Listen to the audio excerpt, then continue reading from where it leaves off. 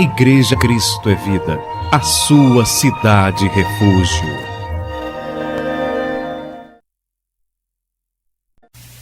Muito bem. Então o tema da nossa aula hoje é os três mundos. Essa aula é extremamente importante, porque ela vai clarear muita coisa na nossa cabeça. Precisamos entender muito bem isso aqui. Vamos abrir a Bíblia no livro de João, capítulo 3, versículo 16. João, capítulo 3, versículo 16.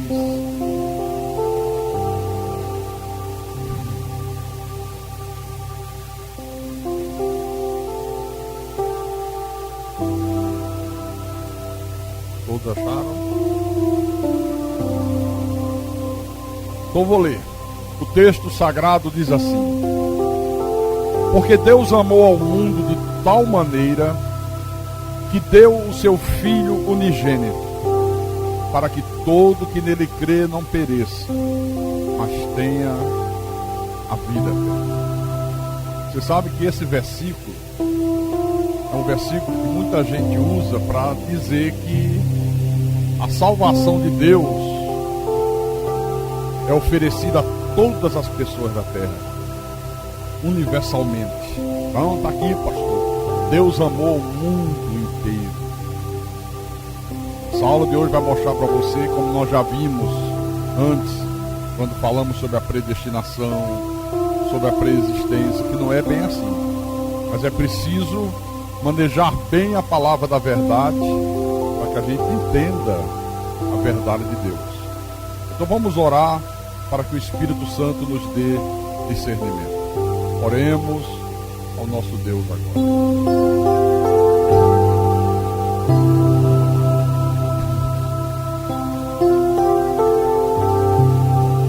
Senhor Jesus Cristo, nosso Deus, nosso Pai, nosso Redentor que vive, autor e consumador da nossa fé, aqui estamos nós reunidos, a tua igreja, o teu povo, os teus eleitos, os teus escolhidos, aqueles cujos nomes estão arrolados nos céus, inscritos no livro da vida, desde antes da fundação do mundo.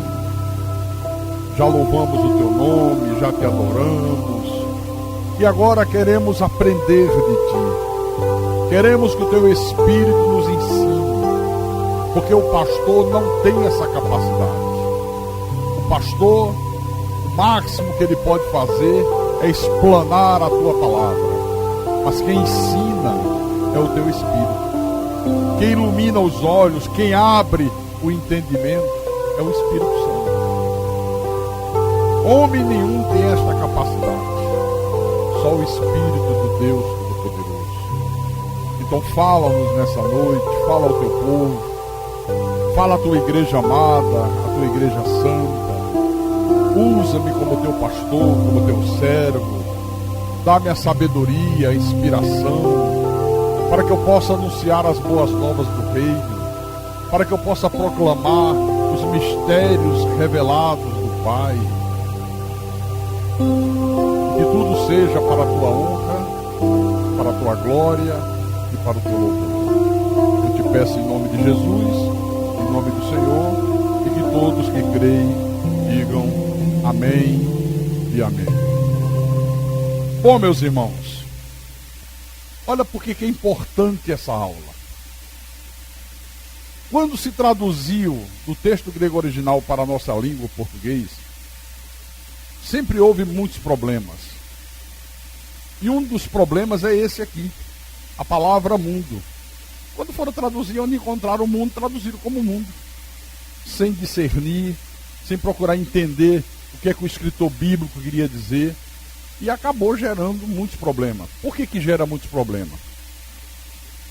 Vou provar para você que gera. Por exemplo, se eu dissesse para vocês agora nessa noite que o pastor Érigles chegou hoje na igreja com uma bomba na mão, o que você imaginaria? O que se passaria na tua cabeça? Muitas coisas. Pastor Érico chegou com uma bomba na mão. Que bomba? Bomba que se usa no exército, na guerra.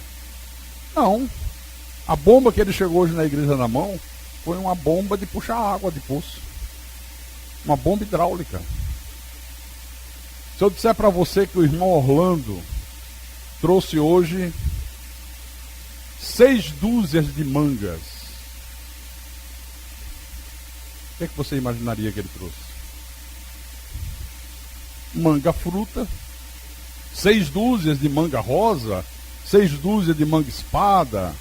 Não, ele trouxe 6 dúzias de mangas do novo uniforme dos diáconos. Foi mandado confeccionar as mangas e ele trouxe. E amanhã a costureira vai costurar as mangas nas roupas que já estão cortadas. Quer dizer, se não explicar, fica incompreensível.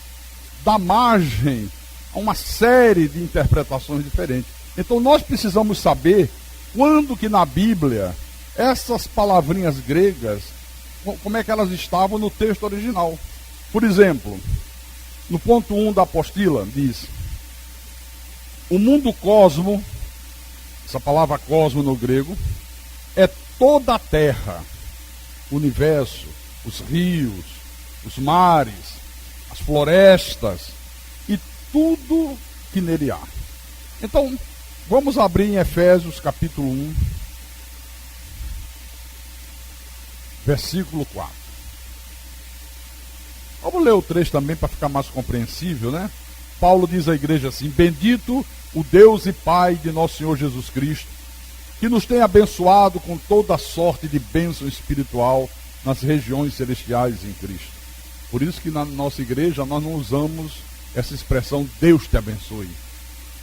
Nós não usamos isso aqui, nós usamos tu és um abençoado. O Senhor nos tem abençoado. Quem usava a expressão Deus te abençoe era Moisés, era na velha aliança. Quando Jesus se manifestou ao mundo e fez a obra completa do Calvário, ele já nos abençoou com toda a sorte de bênçãos espirituais. Diga para o teu irmão aí: tu és um abençoado, tu és um abençoado, meu irmão. Tu és um abençoado, tu és um abençoado.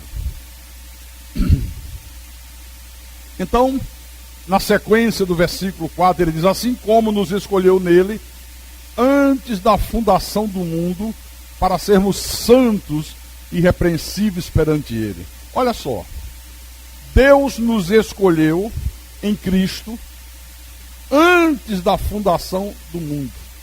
Antes que o mundo tivesse sido criado por Deus, Deus já havia nos criado a sua imagem e semelhança. Lembra a primeira aula? A nossa pré-existência com Deus. Então, que mundo é esse aqui que ele se refere? Antes da fundação do cosmo. Se você tem a oportunidade de ir no texto grego original, está lá. Assim como nos escolheu nele antes da fundação do cosmo, antes da fundação do mundo físico, do mundo geográfico, Deus já havia nos escolhido. Por quê? Porque ele primeiro nos criou a sua imagem, a sua semelhança como espíritos angelicais. Já havia feito essa escolha depois que ele cria o mundo. Amém? Em Atos dos Apóstolos, capítulo 17, versículo 24, o apóstolo Paulo diz: o Deus que fez o mundo e tudo que nele existe, sendo ele Senhor do céu e da terra, não habita em santuários feitos por mãos humanas. Acabei de falar agora, né? A igreja de Jesus, a habitação de Deus, não é isso aqui é um templo. Nós somos o templo, nós somos a morada do Espírito Santo. Deus não habita em santuário feito por mãos humanas. Deus habita no santuário que ele mesmo fez. Então, o Deus que fez o mundo. Que mundo é esse aqui? Cosmo. O Deus que criou os céus, a terra, a lua, o sol, os rios, os oceanos, o reino animal, o reino mineral, etc, etc, etc. Então, é o mundo cosmo. É muito importante você entender isso, para quando você estiver lendo a Bíblia, você saber a que mundo Deus está se referindo. Senão vira uma confusão generalizada, você não sabe o que Deus está falando. No ponto 2, aí vem a segunda palavra, que é okumene. O mundo ecumene é o mundo da salvação de Deus e representa todos que ele predestinou. É um mundo espiritual. Por exemplo, nós dizemos assim: Pelé é o rei do futebol. O mundo do futebol abrange quem?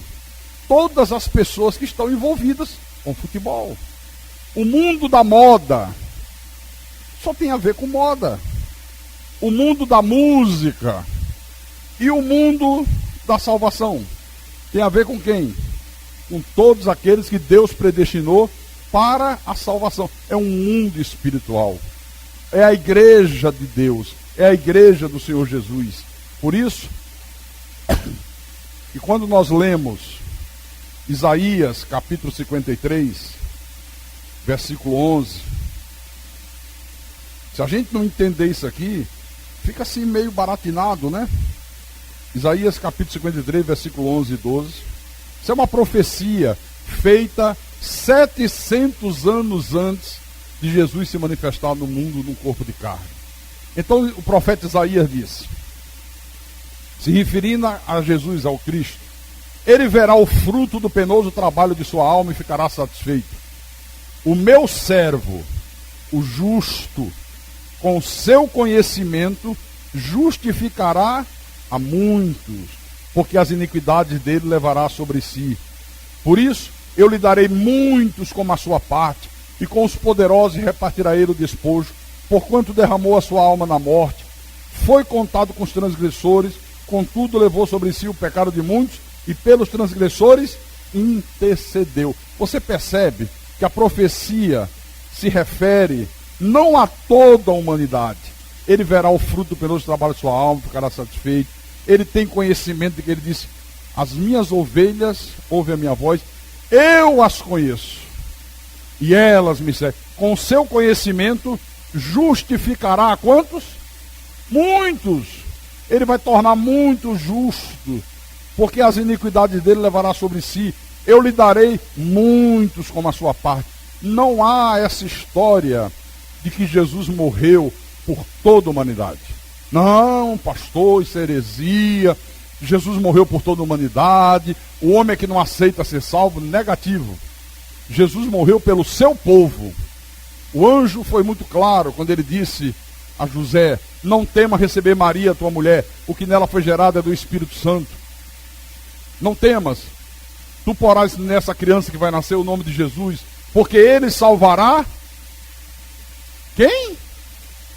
Ah, quer dizer que é um povo nesse mundo que é dele.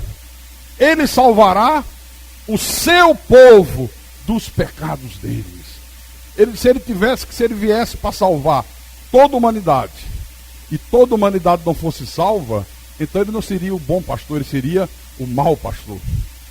Você acha que Deus não teria poder para salvar a todos? Teria ou não teria? Não, teria não. Tem, diga tem. Mas ele veio para salvar o seu povo. Por isso que há pessoas que são salvas, há pessoas que não são salvas, há pessoas que ouvem a mesma palavra que você ouve, você crê, o outro não crê. Um foi chamado por Deus, a vida transformada, o outro morreu sem desfrutar disso. Por que isso? Por que acontece isso? Porque ele veio para salvar o seu povo dos pecados dele. Diga glória a Deus por isso. No livro de Mateus, capítulo 24, versículo 14. Jesus disse assim: e será pregado este evangelho do reino por todo o mundo, para testemunho a todas as nações. Então virá o fim. Então será pregado esse evangelho do reino por todo o mundo. Que mundo é esse? Hã? E por que será pregado em todo o mundo cosmo? Se não é para salvar todo mundo. Porque em todo o mundo cosmo existe aqueles que são parte do mundo ecumene. Existem os filhos de Deus. Nenhuma ovelha se perde, meu irmão. Nenhuma ovelha se perderá. Onde estiver uma ovelha, ela vai ter que ouvir esse evangelho do reino. O próprio Deus providencia para que o eleito de Deus ouça, creia e seja salvo por ele. Amém? Por isso que é pregado em todo o cosmo. Continuando. Marcos, capítulo 16, versículo 15. Eu vou citar esse versículo, porque é um versículo que todo mundo conhece. Mas eu quero dizer para os irmãos, isso é uma informação importante, que o capítulo 16 do livro de Marcos, do versículo 9 até o 20, não consta do texto grego original. É um acréscimo, feito no século III. Por isso que você vê, Mateus termina de uma maneira, Lucas da mesma maneira, João da mesma maneira, vem Marcos, diferente.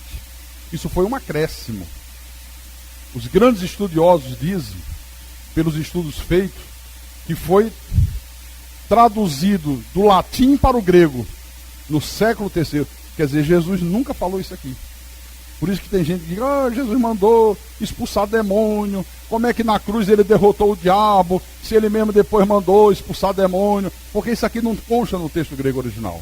Mas só para, se alguém falar para você, você ficar sabendo. E disse-lhes, ide por todo o mundo e pregai o evangelho a toda criatura. Que mundo é esse que ele mandou ir? Ide por todo o mundo, todo o cosmo. Por que pregar a toda criatura? Por que nós temos que pregar a todas as pessoas indiscriminadamente? Porque, irmãos, ninguém nasce com escrito na testa predestinado. Se nascesse era ótimo, né? A gente olhava assim, aquele é predestinado, para aquele eu vou pregar. Esse aqui não é, não vou perder nem tempo. Nós não sabemos. Só Deus sabe. Nós sabemos sim. As minhas ovelhas ouvem a minha voz, obedecem. Eu as conheço e elas me seguem. Quem é eleito, quem é predestinado, quando ouve a pregação do evangelho, tem que responder afirmativamente. Não tem essa história de livre-arbítrio. Não, porque eu que decido, eu não sou robô. Nós não estamos tratando de robô. Nós estamos tratando de um Deus que ama tanto os seus filhos, que faz o possível e o impossível para que todos eles sejam salvos. Oh, que Deus maravilhoso é esse nosso. Amém, irmãos? Diga graças a Deus. Continuando. Tito, epístola de Paulo a Tito, é uma das epístolas pastorais, epístola escrita para um pastor, capítulo 1, todos encontraram? Versículo 1 e versículo 2. Paulo diz assim: Paulo, servo de Deus e apóstolo de Jesus Cristo, para promover a fé que é dos irmãos da Assembleia de Deus e de mais ninguém na vida. Ah, não, que é dos irmãos da Cristo é vida. Não. Para promover a fé que é dos eleitos de Deus e o pleno conhecimento da verdade segundo a piedade, na esperança da vida eterna, que o Deus que não pode mentir prometeu antes dos tempos eternos. Olha, a fé é somente dos eleitos de Deus. Só tem esta fé para crer nesta verdade quem é eleito de Deus. Quem não é eleito de Deus jamais vai crer, jamais vai acreditar que Deus é soberano, jamais vai se render a essa verdade. O cara fica brigando com Deus, não aceito, porque é heresia, porque sou eu que decido, sou eu que aceito Jesus, quem o Senhor pensa que é, eu não sou robô, sabe? Discute com Deus, porque não tem a fé dos eleitos. A fé dos eleitos é uma fé para crer na verdade. Não é essa fé que você vê aí fora, para crer numa imagem, num santo, numa fogueira santa, numa corrente de 12 semanas de Alibaba e os 40 ladrões. Não é essa fé para crer numa rosa ungida, num copo com água que o sujeito diz, ponha na frente do rádio, ponha na frente da televisão, ainda dá ordem, Espírito Santo, entra nessa água, o Espírito Santo deve dizer, sim, sim, fale baixinho que eu vou entrar agora mesmo. Isso é heresia. A fé dos eleitos é para crer na palavra, é para crer na verdade, mesmo que esta verdade contrarie todo o sistema religioso organizado. Não importa, o problema é o sistema religioso. Nós ficamos com a Bíblia. E você sabe outra coisa que eu acho impressionante aqui, que eu acho maravilhoso? É quando ele diz assim, Paulo, servo de Deus. Ah, se todos os pastores pudessem dizer isso. Pastor fulano, servo de Deus. Normalmente não é assim.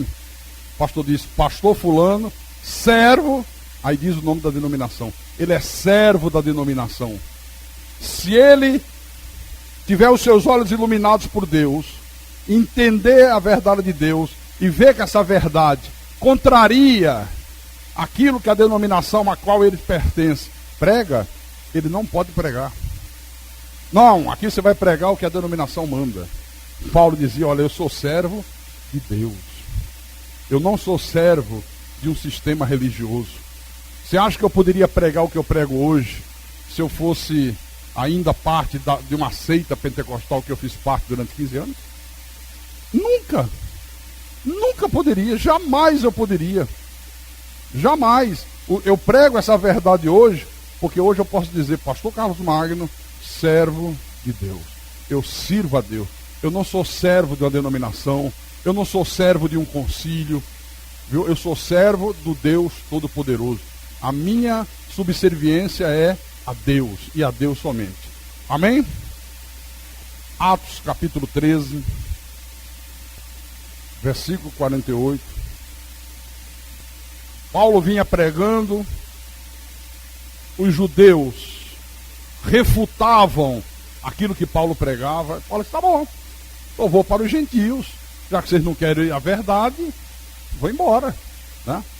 Aí diz assim, no versículo 48, os gentios, ouvindo isto, regozijavam-se e glorificavam a palavra do Senhor, e creram todos que haviam sido destinados para a vida eterna. Aqui não está dizendo, e foram destinados para a vida eterna todos que creram. Não. Aqui está dizendo, creram todos que haviam sido destinados por Deus para a vida eterna. Só crer quem foi predestinado por Deus. Quem não foi predestinado por Deus, não adianta. Você pode pregar, você pode mostrar na Bíblia, você pode fazer vitamina de Bíblia, botar leite unificador, picar as páginas da Bíblia, dar para o cara beber, não adianta. Pode mandar abrir a cabeça do sujeito, um cirurgião, como é que chama o cirurgião que opera a cabeça? Neurologista, neurocirurgião, aquele que nós conversamos com ele, né? O neurocirurgião, abre a cabeça desse indivíduo aqui, bota a Bíblia lá dentro, costura, não adianta. Não adianta. Morre sem crer. Agora, quem foi predestinado por Deus para a vida eterna, quando ouve, crê, se regozija, diz glória a Deus, aleluia, amém, eu sou um eleito, eu sou um abençoado, eu sou um predestinado, eu creio, Deus é soberano. Quem não foi destinado, briga com Deus. Refuta a verdade sagrada. Virando a página um pouquinho, do capítulo 16 de Atos, olha só, vamos ler o 13 também, versículo 13. No sábado, saímos da cidade para junto do rio, onde nos pareceu haver um lugar de oração, um lugar tranquilo, né? Olha só, isso aqui parece um lugar onde os irmãos se reúnem para orar, para meditar. Bom, e assentando-nos, falamos às mulheres que para ali tinham concorrido. Algumas mulheres se aproximaram, Paulo começou a pregar para elas, expor essas verdades. Aí o versículo 14 diz, certa mulher, chamada Lídia, da cidade de Tiatira, vendedora de púrpura, temente a Deus, nos escutava. O Senhor lhe abriu o coração para atender as coisas que Paulo dizia. Por que as outras mulheres, o Senhor não abriu o coração? Se haviam várias mulheres ouvindo, o que ele pregava. E ele faz questão de dizer que havia uma delas, chamada Lídia, que o Senhor abriu o coração para que ela compreendesse as coisas que Paulo falava. Por que não abriu das outras? Porque Deus só abre o coração daqueles que ele predestinou para a salvação. Ele só abre o coração do seu povo, das suas ovelhas, senão todo mundo cria. Então, duas coisas. Uma, que ele só abre o coração daqueles que ele predestinou. E segundo, só pode crer se Deus abrir o teu coração, abrir o teu entendimento. Se Deus fizer você discernir, se Deus não fizer você discernir, não tem jeito, não adianta. Tem que haver uma ação sobrenatural de Deus. Diga glória a Deus por isso. Continuando. Olha, nós somos, cada um de nós aqui, um tipo de Lídia. Por que nós cremos? Por que você creu? Por que eu, depois de uma vida inteira no catolicismo, 15 anos no pentecostalismo, crendo em corrente, em óleo, sal, essas bobagens todas, essas coisas do paganismo, do misticismo, por que de repente Deus fala profundamente ao coração e faz com que eu entendesse coisas que eu lia e não entendia? Porque Deus só faz isso com os eleitos dele. Se eu não fosse um eleito, ainda estaria lá, não estaria aqui, não seria o pastor que eu sou, não pregaria o evangelho que eu prego. Amém?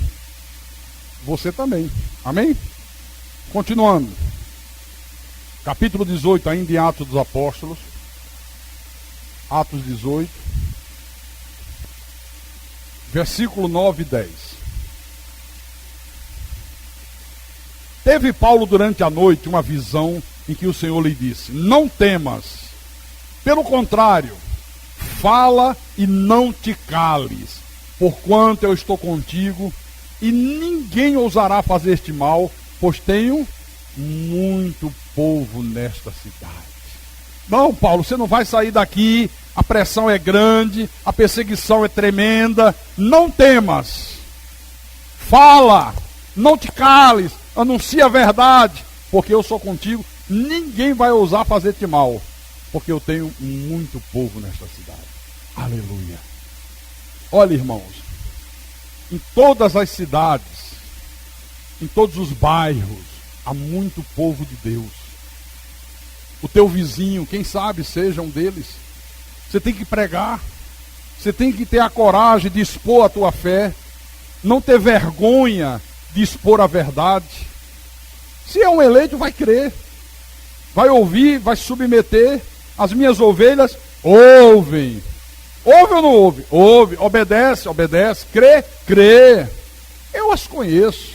E elas têm livre-arbítrio e decidem se quer seguir, se não quer seguir. Não. E elas me seguem. Amém? Por isso todos nós devemos pregar sempre. Tem gente que diz: se é assim, se predestinação é isso aí, então para que pregar?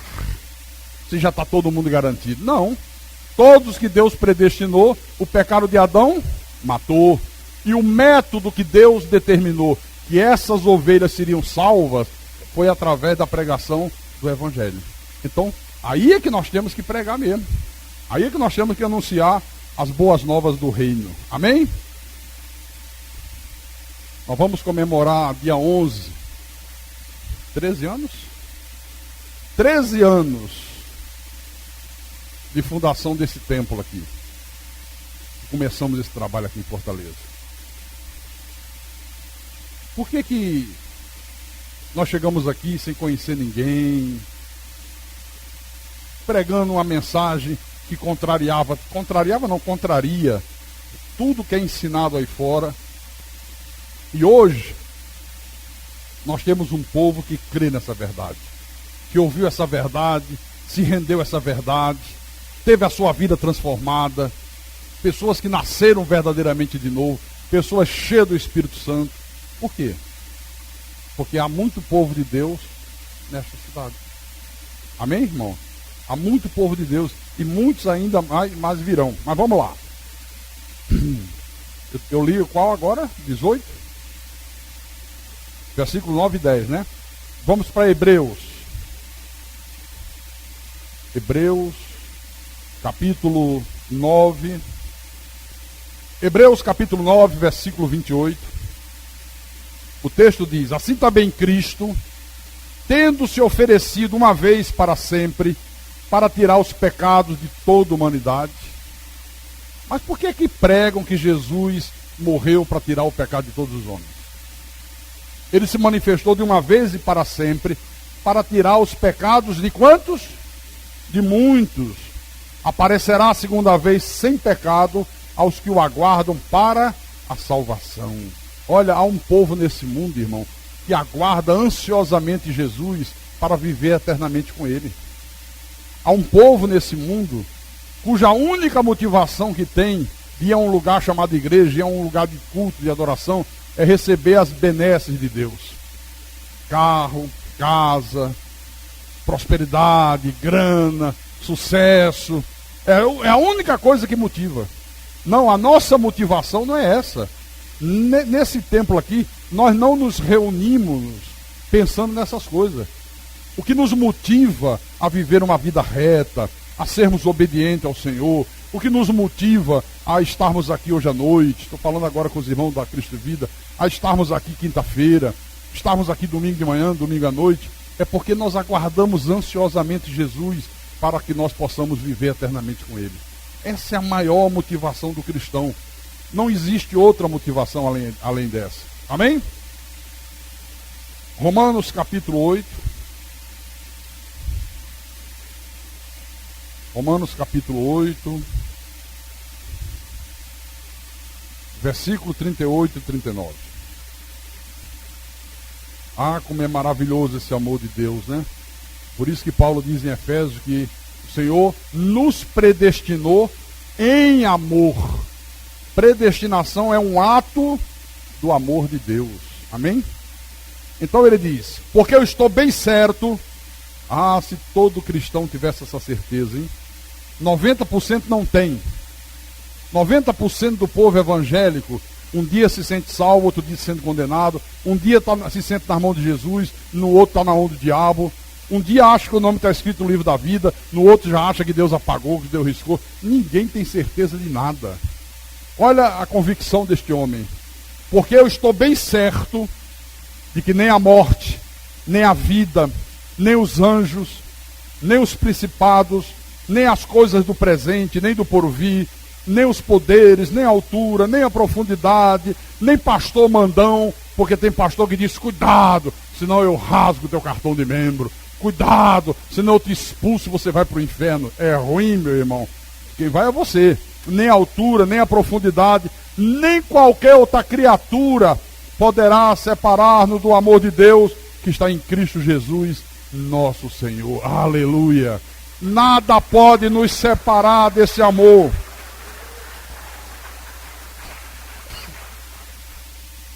Uma vez nas mãos de Jesus, para sempre, meu irmão. Não dê ouvidos a esses ensinamentos mentirosos, porque olha, como gostam de fazer terrorismo com o povo de Deus, né? Cuidado. Se não fizer isso, vai para o inferno. Se cortar o cabelo, o Espírito Santo sai.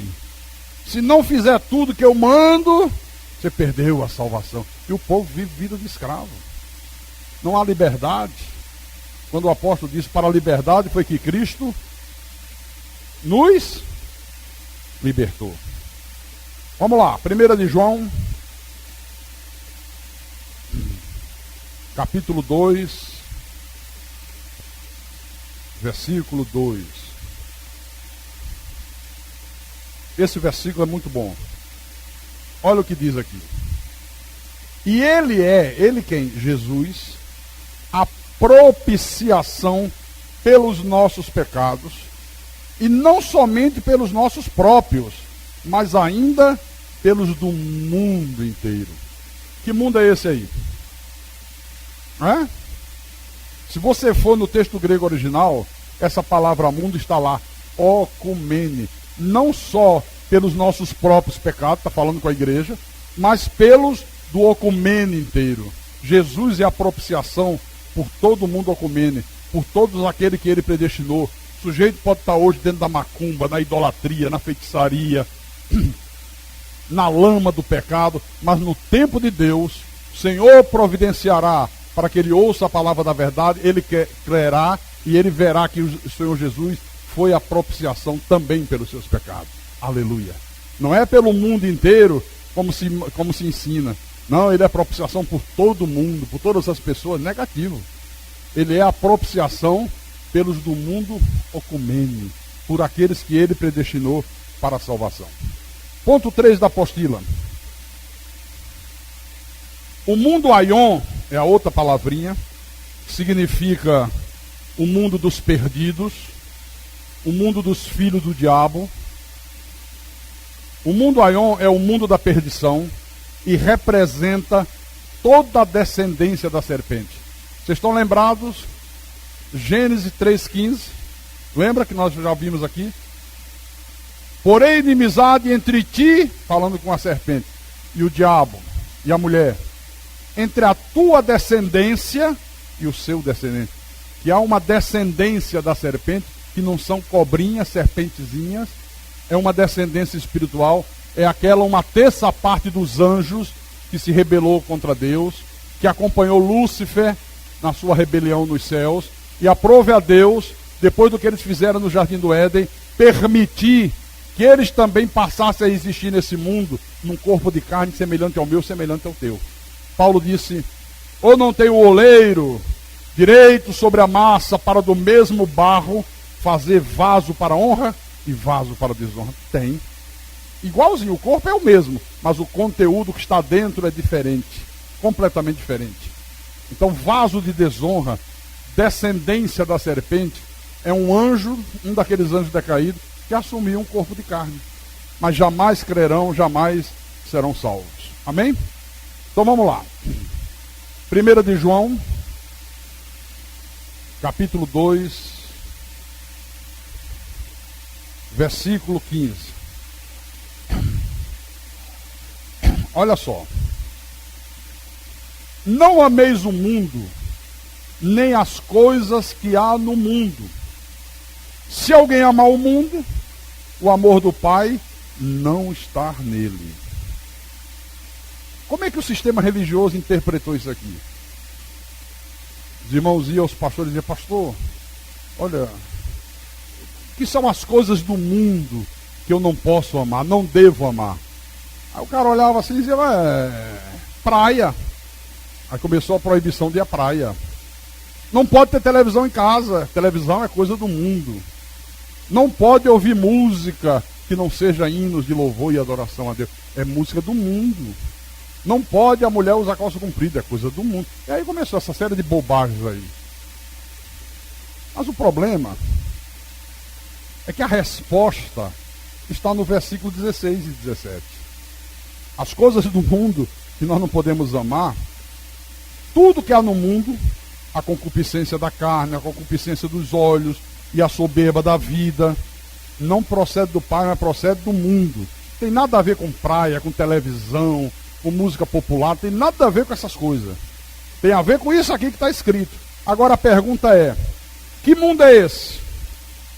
Não ameis o mundo, nem as coisas que há no mundo.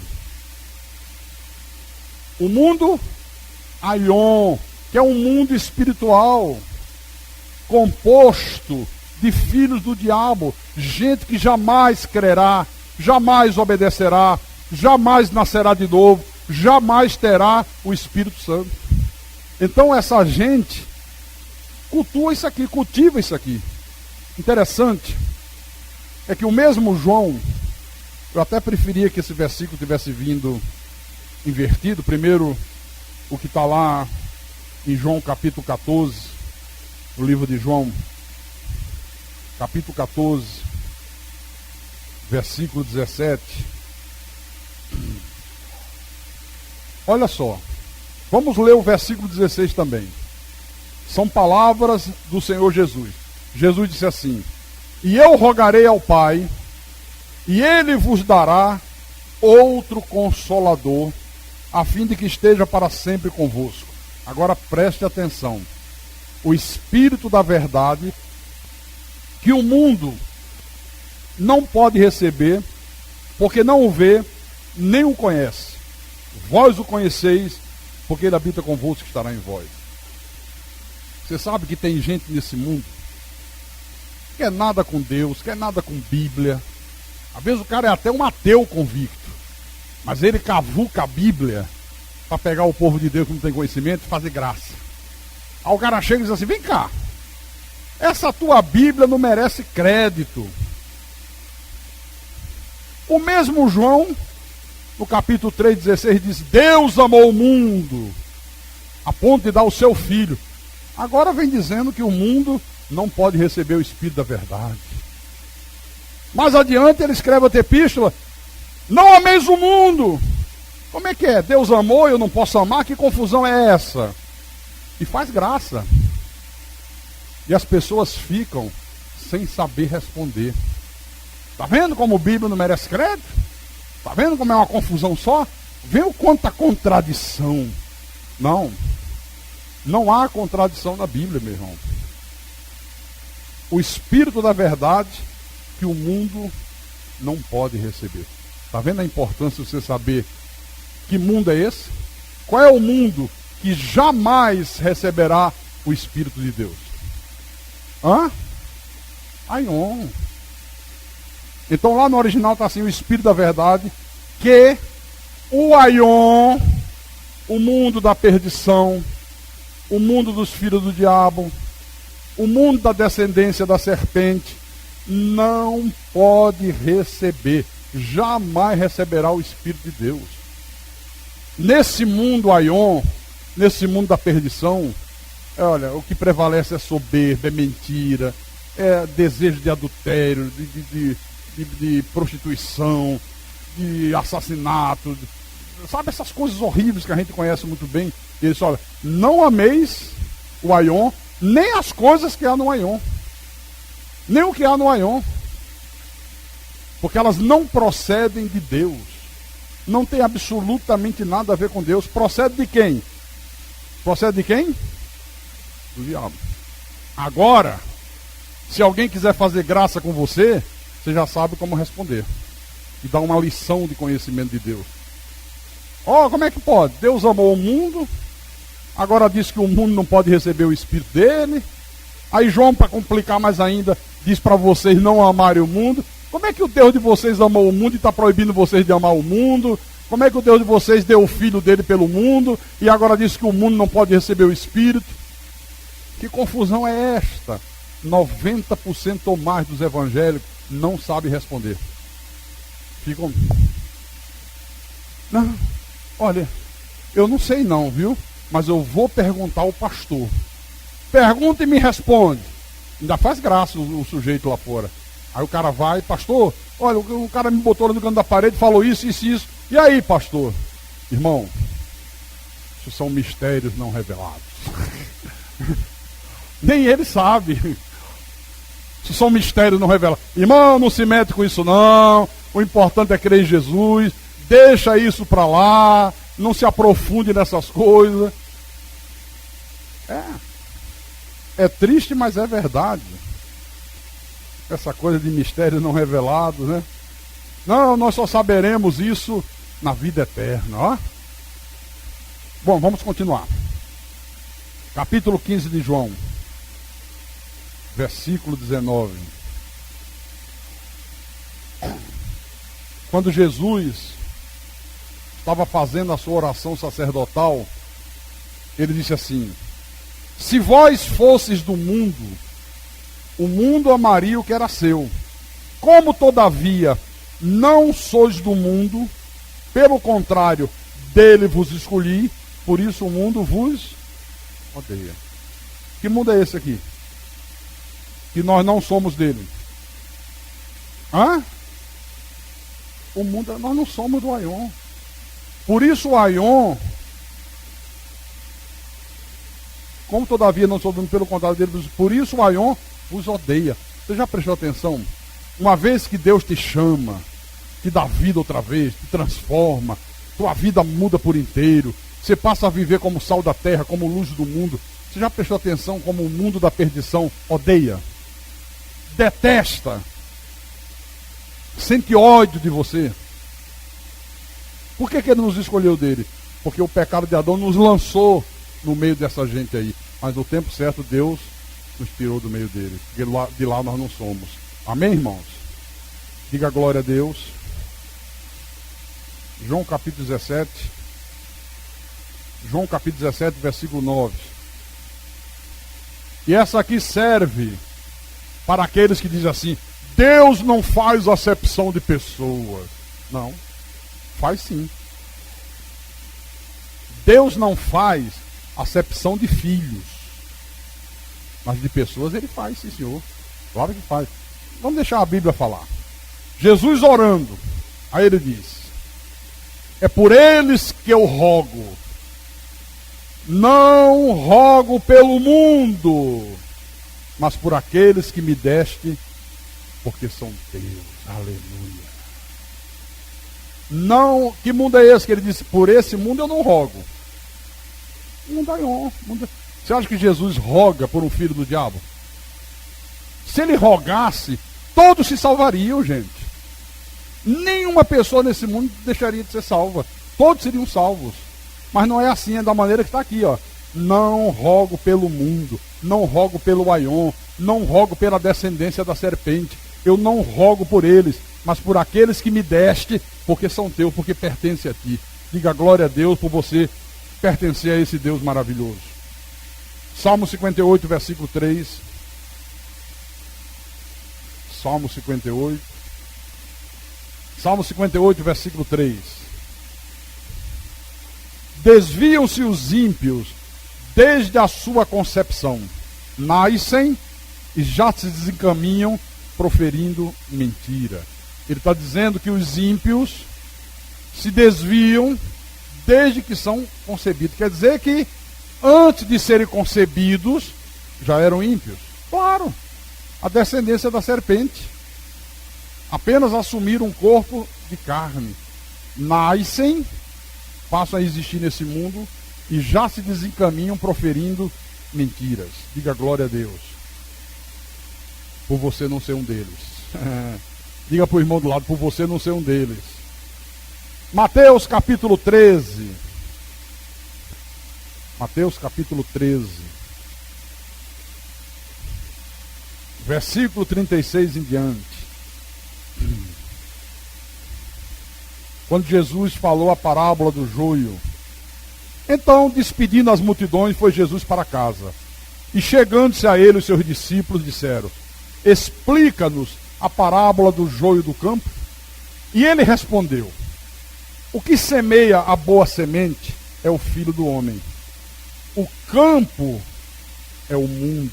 A boa semente são os filhos do reino. O joio são os filhos do maligno. Que mundo é esse aqui? Hã? Que mundo é esse, irmão? Preste atenção no texto, gente. O campo é o mundo. O campo é o mundo. A boa semente são os filhos do reino. O joio são os filhos do maligno. O mundo cosmo.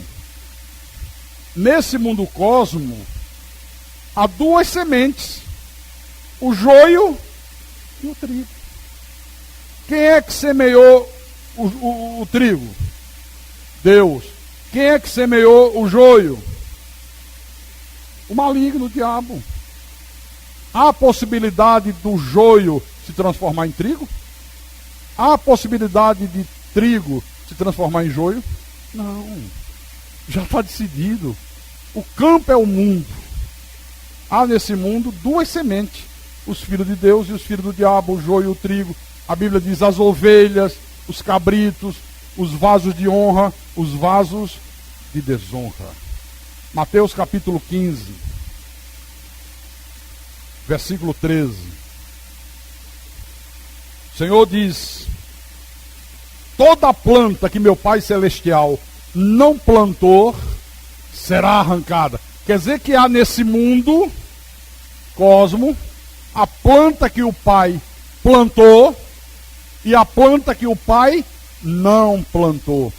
Qual é a planta que o pai plantou? O trigo. Qual é a planta que o pai não plantou? O joio. Toda planta que meu Pai Celestial não plantou será arrancada. Arrancada para quê? Para ser queimada, para ser jogada no inferno. Amém? Lucas, capítulo 16. Lucas, capítulo 16, versículo 8. Todos acharam? A parábola do administrador infiel. E elogiou o Senhor o administrador infiel, porque se houvera atiladamente. Porque os filhos do mundo são mais hábeis na sua própria geração do que os filhos da luz. Que história é essa aqui, hein? Que mundo é esse aqui? Que mundo é esse? Não. Que mundo é esse, irmãos? O mundo Aion. Olha só, os filhos do Aion são mais hábeis. Essa palavra no texto grego original significa, eles são mais, como é que eu diria, mais perfeccionistas na prática do mal do que os filhos de Deus. Quando nós estávamos mortos em delitos e pecados, nós praticávamos tanta coisa, né? Algumas coisas muito semelhantes ao que eles praticam. Mas você já percebeu uma coisa? Você não conseguia ir tão fundo na prática do mal? Alguma coisa te freava, alguma coisa te segurava, você não conseguia praticar aquele pecado, porque tem gente que pratica o pecado e lambe os beiços. Amanhã ele pratica o mesmo pecado, pior ainda, com mais malignidade, com mais intensidade. É isso que ele está dizendo aqui, que os filhos do Aion, os filhos do diabo, são muito mais perfeccionistas, são muito mais malignos na prática do mal, aqui ó, do que os filhos da luz. Eu não vou, é porque o tempo já estou atrasado ali. Não ia dar um exemplo para você, mas você entende o que eu estou dizendo. Quando você era incrédulo, estava morto em delito de pecado, você praticou coisas que outra pessoa que nunca se converteu, morreu incrédula, praticou, mas você não conseguia fazer aquele pecado com a mesma malignidade que essa outra aqui fazia. Você não conseguia. Outra coisa, você fazia coisas e quando chegava no outro dia, você tinha uma ressaca moral. Você dizia, meu Deus, como é que eu consegui fazer isso? Não, isso não me satisfaz. Mesmo que você tornasse a fazer, né? Mas havia alguma coisa que te incomodava, a tua consciência acusava. Os filhos do diabo, a consciência não acusa nunca. Nunca. Quanto mais eles fazem, mais eles querem fazer. E quanto mais eles fazem, mais diabolicamente eles o fazem. Amém? Continuando. Lucas 17, só virar a página, né? Oi? João 17, desculpa. É o cansaço mesmo, pelo visto. João 17. E o pior é que eu não consigo dormir de dia. Se eu tiver de dia tirado no cochilo, eu estou com algum problema de saúde. Não consigo. Cheguei aqui, tomei um cafezinho, falei com a mocinha que trabalha aqui, eu digo, Lene, olha, não deixa ninguém me chamar, chamei o Rodrigo, despachamos, né? As coisas que tem que ser pagas, as coisas que tem que ser feitas. Eu digo, deixa eu ver se eu tiro um cochilo. Quem disse? Não consegui de jeito nenhum. Até porque dia não foi feito para dormir, né? Dormir é à noite. Dormir durante o dia é perder tempo, né? Aí estou até agora, direto. Graças a Deus por isso. A Bíblia diz, em tudo dai graça. Vamos lá, João capítulo 17, versículo 12. Quando eu estava com eles, guardava-os no teu nome que me deste. Protegi-os, nenhum deles se perdeu, exceto o filho da perdição, para que se cumprisse a Escritura. Estava se referindo a Judas. Olha, irmão, só se perde quem é filho da perdição, quem é filho do diabo. Essa história de que, irmão, cuidado para não perder a tua salvação. Salvação não se perde. Se salvação se perdesse, não seria eterna. Eu lhes dou a vida eterna. Jamais perecerão e ninguém os arrebatará das minhas mãos. Como é que a maioria dos pastores diz o contrário, hein? Chama Jesus de mentiroso. Não, se perde. Um dia desse estava um idiota falando no rádio. Esse pastor Carlos, abre o olho com ele. Ele diz que a salvação não se perde. E não se perde mesmo. Salvo uma vez, salvo para sempre, meu irmão. O nosso Deus é poderoso. Ele nos deu vida eterna. Ele te deu vida eterna. Ele disse, jamais você se perderá. Jamais. E ninguém arrebata mais você das minhas mãos. Nas mãos de Jesus uma vez, nas mãos de Jesus para sempre, meu irmão. Diga glória a Deus. Louvado seja o nome de Jesus Cristo.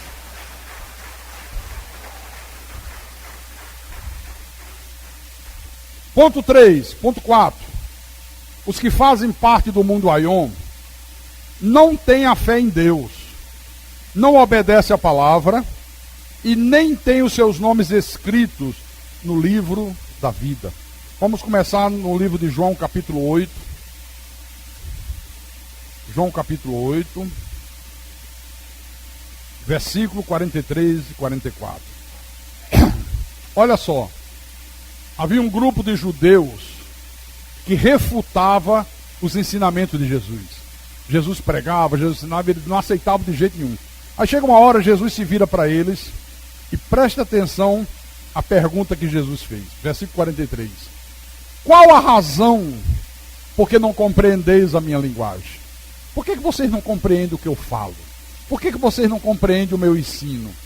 Aí o próprio Jesus respondeu, é porque sois incapazes de ouvir a minha palavra. Não é ouvir com esses ouvidos aqui de carne, não. Com isso aqui todo mundo ouve. É ouvir com ouvidos espirituais, tímpanos de ovelha. Vocês são incapazes de ouvir a minha palavra. Vocês são incapazes de compreender a minha verdade. Por quê? Vós sois do diabo, que é o vosso pai. Quem é do diabo nasce, vive e morre sem jamais entender a palavra, sem jamais compreender a verdade de Deus. Pelo contrário, ainda combate, ainda refuta. Vós sois do diabo, que é o vosso pai. Amém? Eu estou encurtando por causa da hora, tá, irmão? Não por causa de mim, por causa de você. Eu sei que tem gente que vai para longe, depende de horário de ônibus. João capítulo 10, versículo 26. Ok? 10, 26. Jesus diz, mas vós não credes, porque tem livre-arbítrio. Hã? Não? Ih, caramba. É o óculos, está fora do lugar. Deixa eu ajeitar. Ah, agora eu estou vendo direito. É que o óculos saiu do lugar. Mas vós não credes, porque não sois das minhas ovelhas. Quando a pessoa não crê e morre não crendo, não é que ela usou livre-arbítrio para não crer, não. É porque não é ovelha dele. E quem não é ovelha de Jesus é cabrito do diabo. Olha, o que é que se ensina hoje nas igrejas? Não, quando a pessoa não crê, é porque Deus deu livre-arbítrio a ela. Será que essa gente não lê Bíblia? Lê. E por que não entende? Porque falta-lhes o discernimento. Amém? Amém, irmãos? Continuando. 1 de Pedro. Se Jesus fizesse o ministério terreno dele hoje, olha, meu irmão, com a mentalidade que se estabeleceu hoje dentro das igrejas, ele não passaria nem na porta da maioria. Porque hoje a mentalidade é assim, não pode julgar, irmão. Não julguem. Quem falou que não pode julgar? A ordem de Deus é julgar. Quando Jesus disse, não julgueis para não ser julgado, ele estava se referindo ao julgamento hipócrita, que era o julgamento que os fariseus faziam. Que ele disse assim, por que vocês enxergam o argueiro no olho do outro e não vê o poste que está no teu próprio olho? Isso é uma hipocrisia. Não julguem assim, mas a Bíblia manda julgar. Acautelai-vos dos falsos pastores dos falsos profetas, que se vos apresentam disfarçados em ovelha, mas por dentro são lobos roubadores. Como é que você vai identificar um falso pastor? A não ser julgando. Provai os espíritos se procede de Deus, porque muitos anticristos têm saído pelo mundo afora. Como é que você vai botar isso em prática se não for julgando? Não tem como, né? Então vamos lá. 1 de Pedro, eu falei, né? Capítulo 2, versículo 4 em diante. 4 a 8. Vou ler. Chegando-vos para ele a pedra que vive, rejeitada assim pelos homens, mas para com Deus eleita e preciosa. Também vós mesmos, como pedras que vivem, sois edificados casa espiritual, para ser de sacerdócio santo, a fim de oferecer de sacrifícios espirituais agradáveis a Deus, por intermédio de Jesus Cristo. Pois isso está na Escritura: eis que põe em Sião uma pedra angular, eleita e preciosa, e quem nela crê não será de modo algum envergonhado. Versículo 7. Para vós outros, portanto, os que credes, é a preciosidade. O Senhor Jesus Cristo e a sua santa palavra é a maior preciosidade que nós temos na vida, irmão. Nada é mais precioso do que você ter o conhecimento perfeito de Deus. Nada. Ele é a preciosidade. Para quem crê. Para quem crê. Mas para os descrentes, a pedra que os construtores rejeitaram, essa veio a ser a principal pedra angular, e pedra de tropeço, e rocha de ofensa. São estes os que tropeçam na palavra, sendo desobedientes para o que também foram postos. Quer dizer que há pessoas que foram postas nesse mundo pelo próprio Deus para serem desobedientes, para tropeçarem na palavra. Quem é essa gente? Os filhos do diabo, a descendência da serpente. Amém? Rapidamente. 2 Tessalonicenses. 2 Tessalonicenses. Capítulo 3. Versículo 2 e 3. Paulo estava pedindo oração a essa igreja. E ele diz assim: que a oração que os irmãos deviam fazer por eles era para que sejamos livres dos homens perversos e maus, porque a fé não é de todos. Diga, a fé não é de todos. Todavia o Senhor é fiel, ele vos confirmará e guardará do maligno. Olha, grava isso. A fé não é de todos. Essa conversa fiada. Não, todo mundo quando nasce recebe uma medida de fé. Aí a pessoa usa ou para aceitar Jesus ou para não aceitar Jesus. Não, senhor. Não, senhor. A fé não é de todos. A fé é só dos eleitos de Deus. Fé natural, todo mundo tem. Todo mundo tem. Por exemplo, você entrou hoje aqui, você exerceu uma fé natural. Você sentou nesse banco, você nem testou se o banco está bom. Será que ele aguenta o meu peso? Você já chegou e... Isso é fé natural. Você trabalha numa empresa, olha, dia 30 você recebe o teu salário. Você tem fé que vai receber o teu salário. Você acredita, dia 30 você está esperando o salário. Isso é fé natural, qualquer um tem.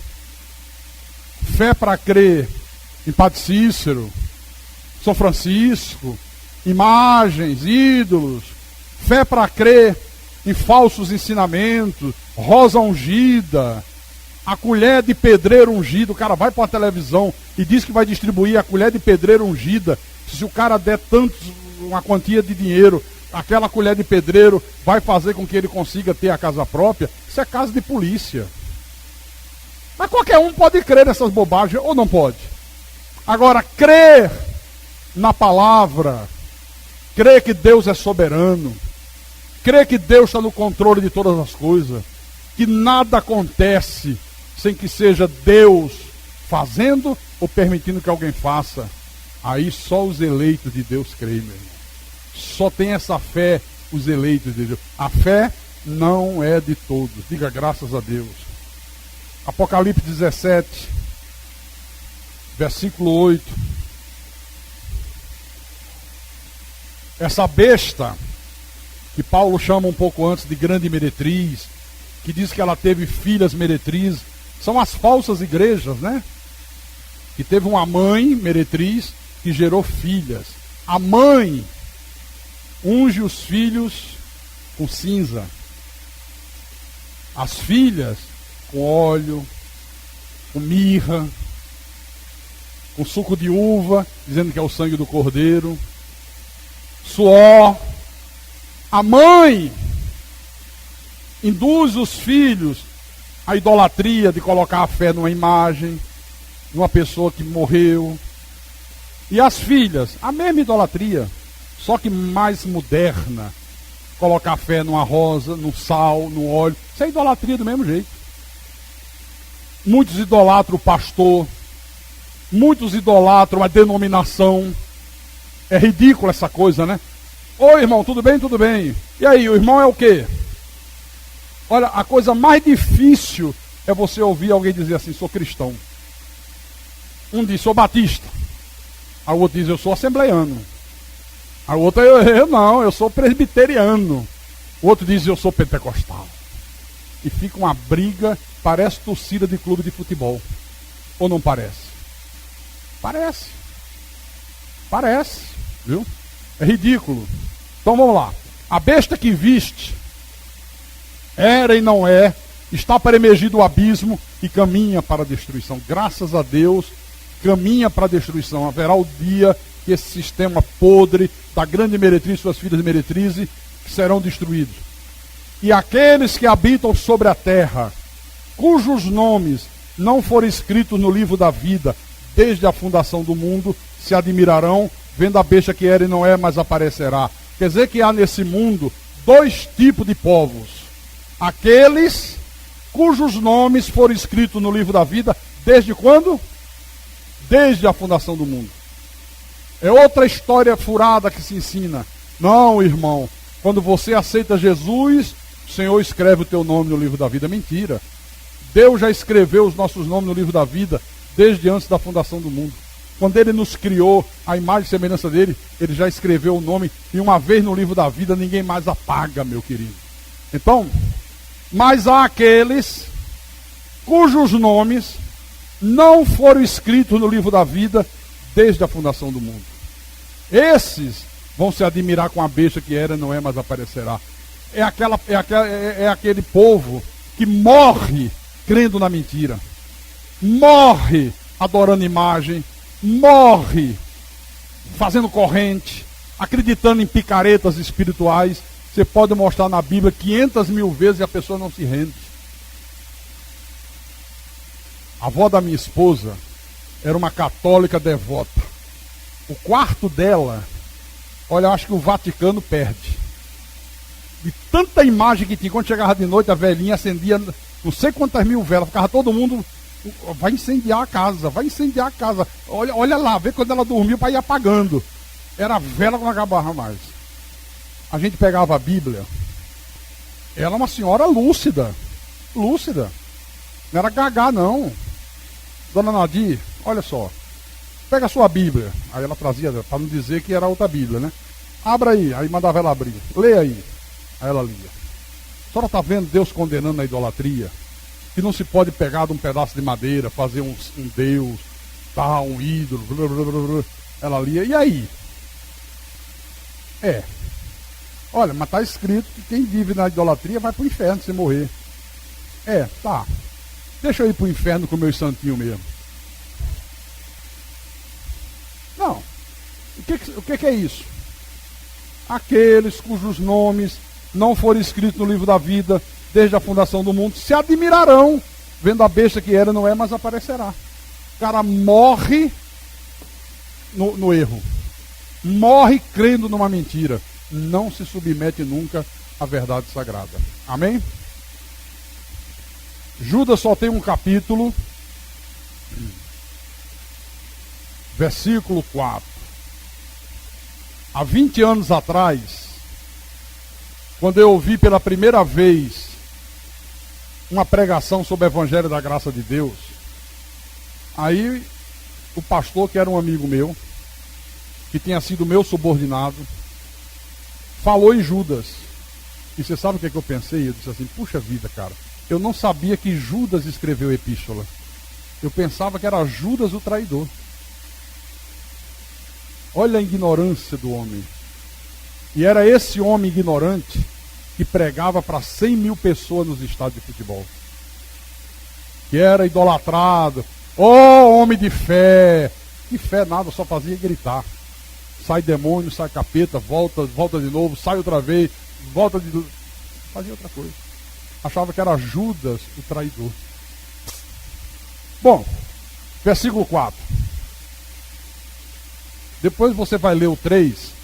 Judas estava se preparando para escrever uma epístola à igreja, para falar da nossa comum salvação, que todos que são de Deus são salvos, quando ele foi obrigado pelo Espírito Santo a mudar o teor da epístola.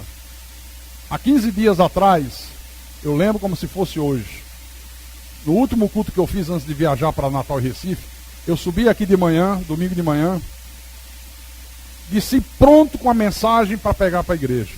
Já tinha revisado meu esboço, já tinha orado, já tinha meditado. E quando cheguei aqui, Deus disse, não. Não é isso que você vai pregar outra coisa. Quem lembra disso? Quem estava aqui nesse culto? Está lembrado? Aí eu digo, olha, não é isso que eu vou pregar. Pega ali minha pasta de esboço. É o culto da noite que Deus quer que eu pregue de manhã. E o da manhã vai ser o da noite. E mudei na hora. Foi o que aconteceu com Judas. Por que Deus fez ele mudar a epístola? Para exortar a igreja a batalhar diligentemente pela fé, que uma vez por toda foi entregue aos santos, pois certos indivíduos se introduziram com dissimulação, os quais desde muito foram antecipadamente pronunciados para esta condenação, homens ímpios que transformam em libertinagem a graça de nosso Deus e negam o nosso único, soberano e Senhor, Jesus Cristo. Aleluia.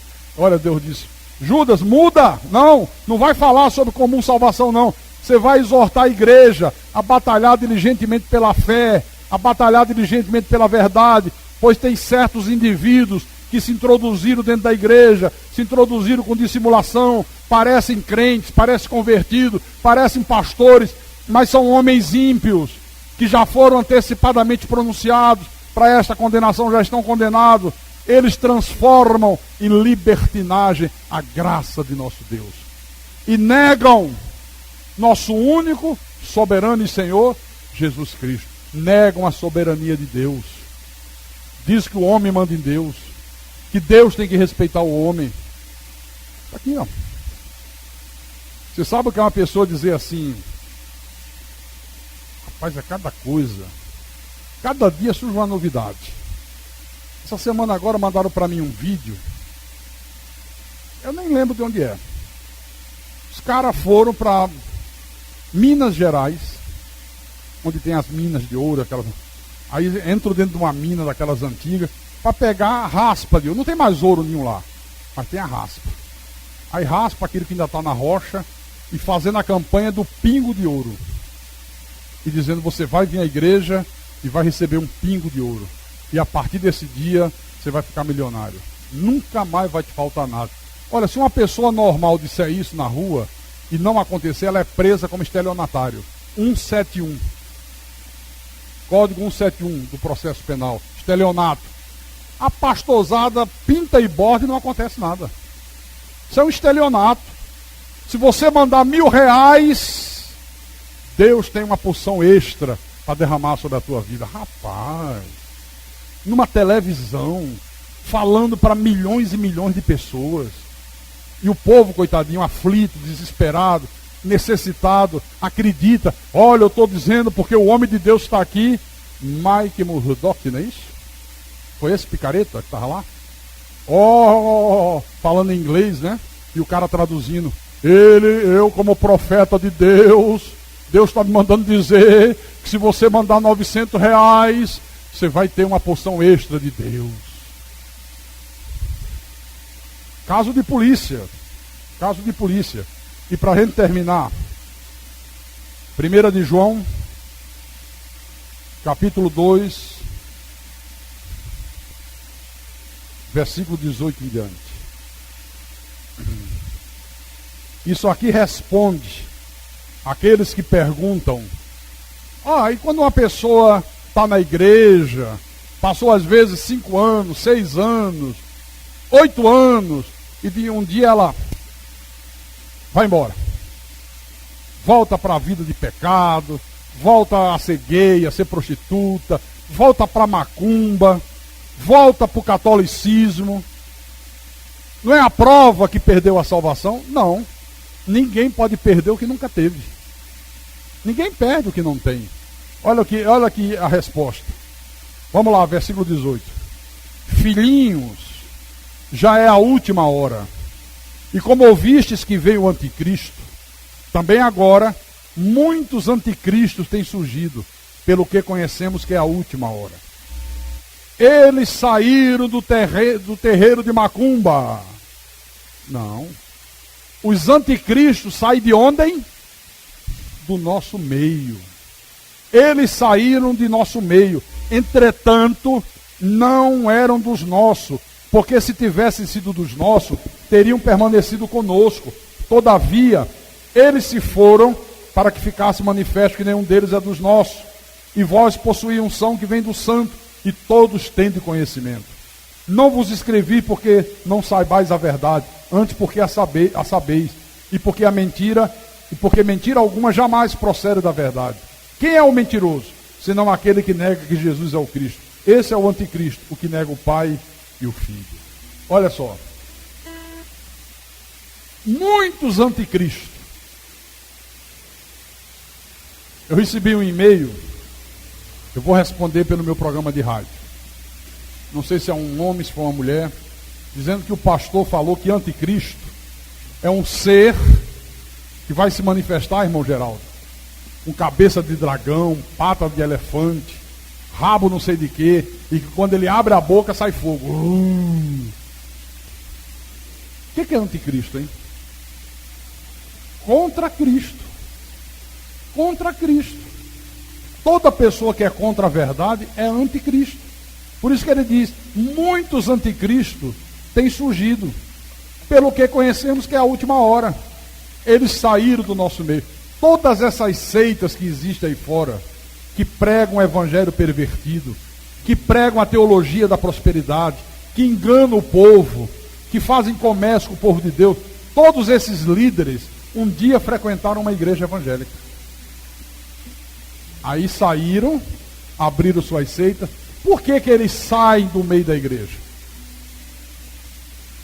Porque é mais fácil ter credibilidade. Uma coisa é o cara ser pai de santo e dizer: não, sabe de uma coisa, eu cismei, a partir de hoje sou pastor. O cara, meu irmão, o cara ontem era pai de santo, hoje é pastor, que história é essa? Outra coisa é o diabo plantar o joio ficar no nosso meio durante 3, 4, 5 anos. Aí um dia, no tempo deles lá, ele disse: sabe uma coisa, não gostei do paletó que o pastor usou. O pastor agora deixou de usar gravata. Não usa mais gravata, não concordo. Acho que eles criam uma situação ridícula. Aí sai, aluga um pontinho, compra meia dúzia de cadeira de plástico, cria uma denominação, no outro dia tem seguidores. Já começa arrastando gente dentro da igreja, igualzinho o Lucifer fez. Então, eles saíram do nosso meio. Mas João diz: não eram dos nossos. Por quê? Se tivessem sido dos nossos, teriam permanecido conosco. O que que leva uma pessoa a sair de uma igreja que prega a verdade? Só se não é de Deus. Porque se é de Deus, nenhum motivo haverá para que ela saia. Por isso que João é duro. Se fossem dos nossos, teriam permanecido conosco. Todavia, eles se foram para que ficasse provado que nenhum deles é dos nossos. Vocês estão vendo como Deus está no controle de tudo? Amém, irmãos? E quem tem ouvidos para ouvir, que ouça E quem tiver perguntas, escreve no papelzinho, coloca naquela urna, que na segunda aula que eu der, eu vou tirar um tempinho para responder as perguntas, tá? Louvado seja